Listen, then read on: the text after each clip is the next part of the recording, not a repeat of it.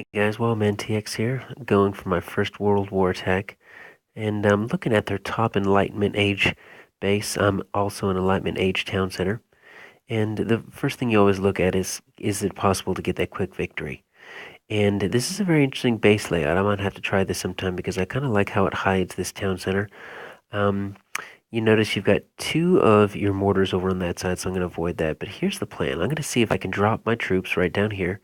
And I'll talk about my army comp in just a second. Let them destroy this first wave right here. Then if I can sabotage right there, both the redoubt and the mortar, do the same thing over here, then hopefully I can focus in and get that town center right there. So that's going to be my plan. And obviously if it doesn't work, or if it's a total brutal fail, this will never make it to YouTube, so no worries there. So let me go ahead and show you what my army composition is.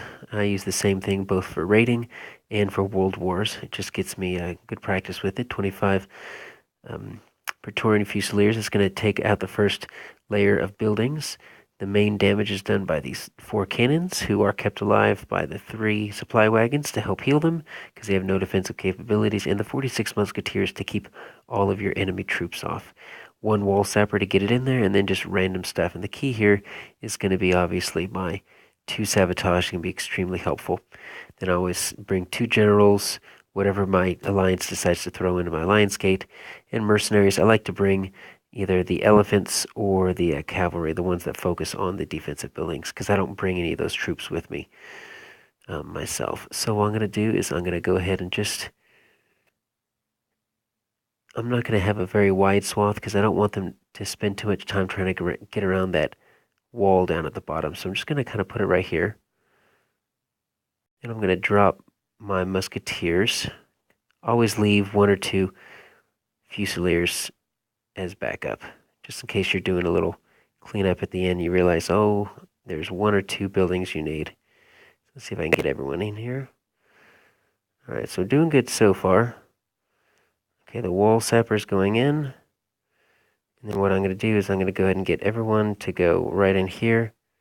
And we are going to sabotage, sabotage. It's going to get everyone in the mid.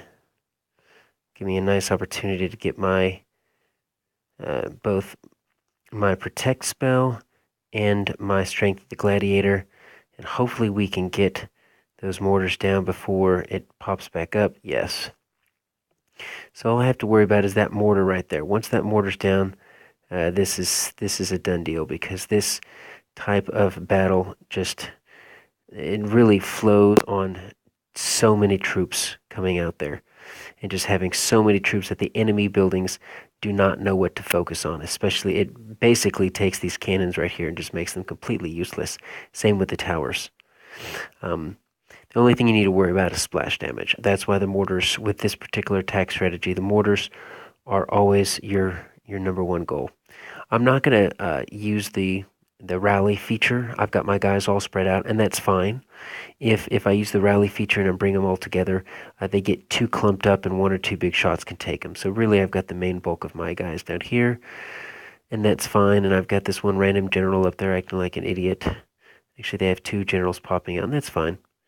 Let's go ahead and drop out the rest of my guys here just to bring them down. Didn't even have to use my first aid spell, or first aid tactic, excuse me. You notice I only lost 2 cannons, didn't lose any of my supply wagons, and I had 1 minute and 25 seconds left.